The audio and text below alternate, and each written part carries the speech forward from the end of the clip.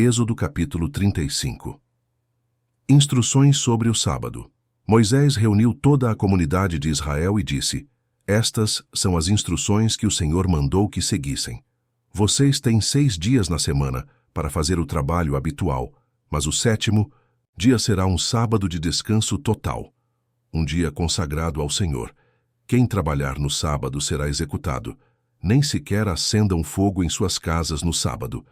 Ofertas para o tabernáculo. Então Moisés disse a toda a comunidade de Israel: Foi isto que o Senhor ordenou. Entreguem uma oferta ao Senhor. Todas as pessoas de coração generoso apresentem as seguintes ofertas ao Senhor: ouro, prata e bronze, fios de tecido azul, roxo e vermelho, linho fino e pelos de cabra para confeccionar tecidos, peles de carneiro tingidas de vermelho e couro fino, madeira de acácia, óleo de oliva para as lâmpadas, especiarias para o óleo da unção e para o incenso perfumado, pedras de ônix e outras pedras preciosas para serem fixadas no colete e no peitoral do sacerdote. Todos que são artesãos talentosos, venham e façam tudo que o Senhor ordenou. O tabernáculo, tanto a tenda como a cobertura, os colchetes, as armações, os travessões, as colunas e as bases, a arca e as varas para transportá-la, a tampa da arca, que é o lugar de expiação, a cortina interna que protege a arca, a mesa, as varas para transportá-la e todos os seus utensílios, os pães da presença, o candelabro, seus acessórios, as lâmpadas e o óleo de oliva para a iluminação, o altar de incenso e as varas para transportá-lo, o óleo da unção e o incenso perfumado, a cortina para a entrada do tabernáculo, o altar do holocausto, a grelha de bronze do altar, as varas para transportá-lo e seus utensílios, a bacia de bronze e seu suporte, a cortina para as divisórias do pátio, as colunas e suas bases, a cortina para a entrada do pátio, as estacas do tabernáculo e do pátio e suas cordas, as roupas finamente confeccionadas para os sacerdotes, vestirem durante o serviço no lugar santo, as roupas sagradas do sacerdote Arão e de seus filhos que também são sacerdotes. Então toda a comunidade de Israel se despediu de Moisés. Todos aqueles cujo coração foi movido e cujo espírito foi tocado, voltaram com ofertas para o Senhor. Trouxeram todos os materiais necessários para a construção da tenda do encontro, para a realização das cerimônias e para a confecção das roupas sagradas. Todos os que tinham o coração disposto, tanto homens como mulheres, vieram e trouxeram para o Senhor suas ofertas de ouro na forma de argolas, brincos, anéis e colares. Apresentaram todo tipo de objeto de ouro como oferta especial para o Senhor.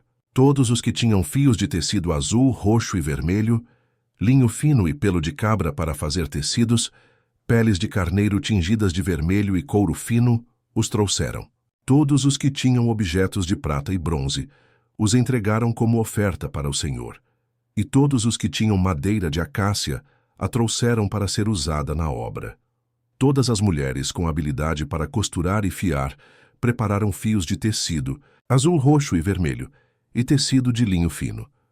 Todas as mulheres que se dispuseram usaram sua habilidade para fiar o pelo de cabra. Os líderes trouxeram pedras de ônix e as outras pedras preciosas para serem colocadas no colete sacerdotal e no peitoral das decisões.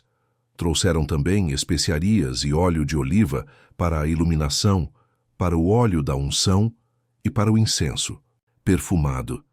Assim todos os israelitas, todos os homens e mulheres, dispostos a ajudar no trabalho que o Senhor havia ordenado por meio de Moisés, trouxeram suas ofertas e as entregaram de bom grado ao Senhor. Então Moisés disse ao povo de Israel: O Senhor escolheu especificamente Bezalel, filho de Uri e neto de Hur, da tribo de Judá. O Senhor encheu Bezalel com o Espírito de Deus e lhe deu grande sabedoria, habilidade e perícia para trabalhos artísticos de todo tipo. Ele é exímio artesão, perito no trabalho com ouro, prata e bronze. Tem aptidão para gravar e encravar pedras preciosas e entalhar madeira. É mestre em todo o trabalho artístico. O Senhor capacitou tanto Bezalel como Aholiabe, filho de Aizamaque, da tribo de Dan, para ensinarem suas aptidões a outros. O Senhor lhes deu habilidade especial para gravar, projetar, tecer e bordar linho fino com fios de tecido azul, roxo e vermelho. São excelentes artesãos e projetistas. Êxodo capítulo 36. O Senhor deu sabedoria a Bezalel, a Oliabe e aos demais artesãos talentosos, e os capacitou com habilidade e entendimento para realizarem todas as tarefas relacionadas à construção do tabernáculo. Eles o construirão conforme o Senhor ordenou. Moisés chamou Bezalel, a Oliabe e os demais artesãos especialmente capacitados pelo Senhor e que estavam dispostos a realizar a obra. Moisés lhes deu os materiais doados pelos israelitas como ofertas para a construção do santuário. O povo, porém, continuava a trazer voluntariamente mais ofertas todas as manhãs. Por fim, os artesãos que estavam trabalhando no santuário interromperam a obra e informaram a Moisés: o povo trouxe mais que o suficiente para completarmos o trabalho que o Senhor nos ordenou. Então Moisés deu a seguinte ordem, que foi transmitida a todo o acampamento: homens e mulheres, não preparem mais ofertas para o santuário. Temos o suficiente. Assim o povo parou de trazer suas ofertas. Suas contribuições foram mais que suficientes para completar todo o projeto. A construção do tabernáculo. Os artesãos habilidosos fizeram para o tabernáculo 10 cortinas de linho finamente tecido. Bezalel enfeitou as cortinas com fios de tecido azul, roxo e vermelho, e com querubins bordados com habilidade. As 10 cortinas eram exatamente do mesmo tamanho, com 12,6 metros de comprimento e 1,8 metro de largura. Juntaram 5 das cortinas para formar uma cortina longa, e depois juntaram as 5 restantes para formar outra cortina longa. Bezalel fez 50 laços de tecido azul e prendeu-os ao longo da borda da última cortina de cada conjunto. Os 50 laços ao longo da borda de uma cortina coincidiam com os 50 laços ao longo da borda da outra cortina. Em seguida, fez 50 colchetes de ouro e prendeu as cortinas longas uma à outra. Desse modo, o tabernáculo foi formado de uma só peça contínua. Fez também 11 cortinas de tecido de pelo de cabra para cobrir o tabernáculo. Essas 11 cortinas eram todas exatamente do mesmo tamanho, com 13,5 metros de comprimento e 1,8 metro de largura. Bezalel juntou 5 das cortinas para formar uma cortina longa, e depois juntou as 6 restantes para formar outra cortina longa. Fez 50 laços para a borda de cada cortina longa. Fez ainda 50 colchetes de bronze para prender as cortinas longas uma à outra. Desse modo, a cobertura da tenda foi formada de uma só peça contínua. Por fim, completou a cobertura da tenda com uma camada protetora feita de peles de carneiro tingidas de vermelho e uma camada de couro fino. Para a estrutura do tabernáculo, Bezalel construiu armações de madeira de acácia. Cada armação tinha 4,5 metros de altura e 67,5 centímetros de largura, com 2 hastes na parte inferior de cada armação. Todas as armações eram idênticas. Construiu 20 armações para sustentar as cortinas do lado sul do tabernáculo. Fez também 40 bases de prata, 2 para cada armação, de modo que as hastes se encaixavam firmemente nas bases. Para o lado norte do tabernáculo, construiu outras 20 armações, com 40 bases de prata, 2 bases para cada armação. Fez 6 armações para a parte de trás, o lado oeste do tabernáculo, junto com mais 2 armações para reforçar os cantos das 2 extremidades do tabernáculo. As armações dos cantos foram emparelhadas na parte inferior e firmemente ligadas, uma à outra na parte superior com uma argola, formando um só suporte de canto. Ambos os suportes de canto foram feitos dessa maneira. Havia, portanto, 8 armações na parte de trás do tabernáculo, encaixadas sobre 16 bases de prata, 2 bases debaixo de cada armação. Em seguida, fez travessões de madeira de acácia para ligar as armações, 5 travessões para o lado norte do tabernáculo e 5 travessões para o lado sul. Fez também 5 travessões para a parte de trás do tabernáculo, que ficava virada para o oeste. Fez o travessão central ligado a meia altura às armações, estendendo-se de uma ponta à outra do tabernáculo, revestiu as armações com ouro e fez argolas de ouro para sustentar os travessões. Depois revestiu com ouro os travessões. Para o interior do tabernáculo, Bezalel confeccionou uma cortina especial de linho fino, trançado com fios de tecido azul, roxo e vermelho, e com querubins bordados com habilidade. Fez para a cortina 4 colunas de madeira de acácia e 4 ganchos de ouro. Revestiu as colunas com ouro e apoiou-as sobre 4 bases de prata.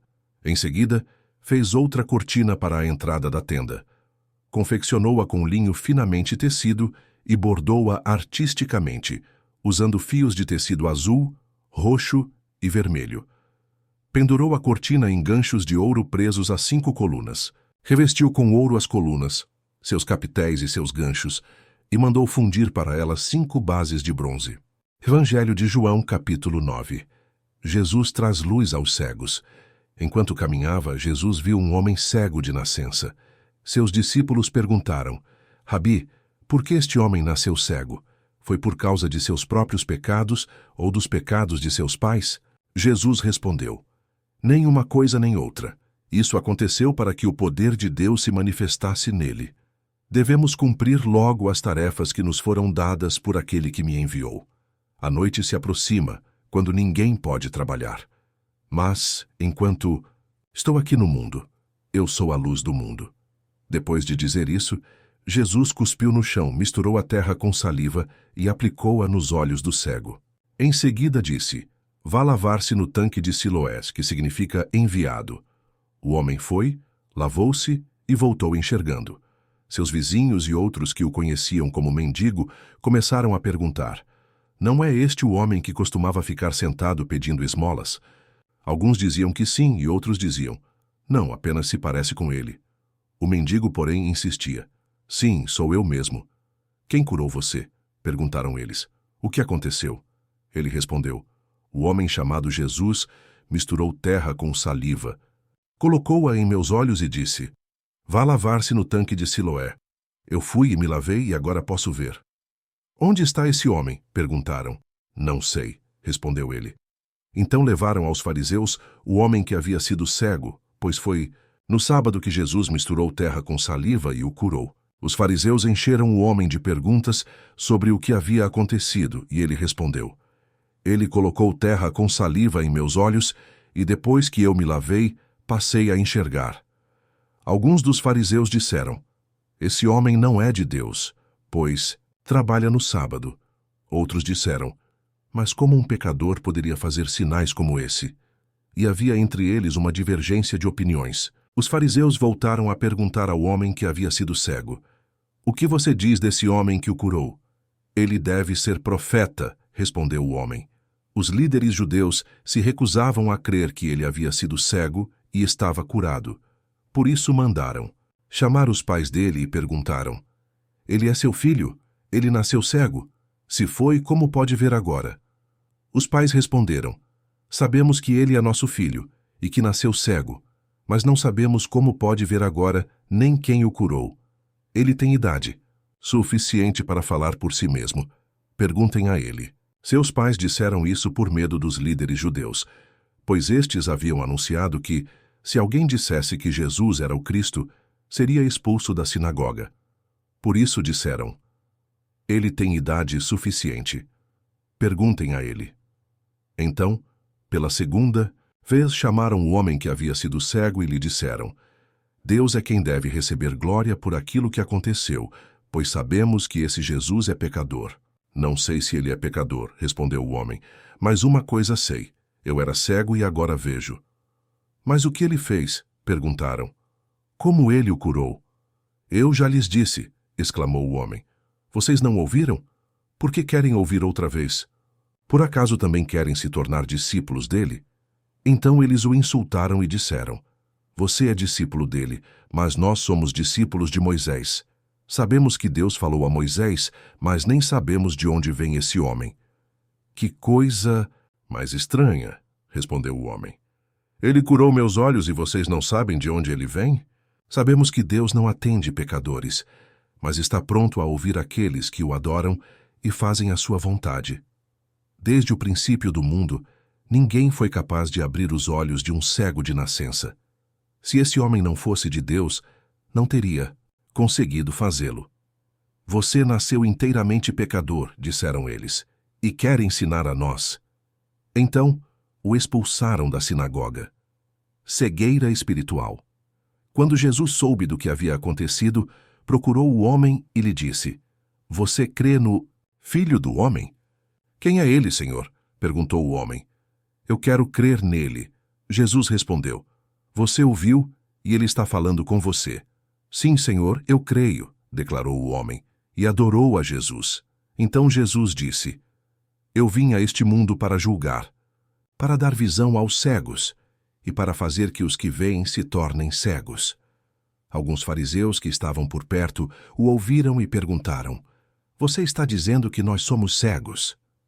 Se vocês fossem cegos, não seriam culpados, respondeu Jesus.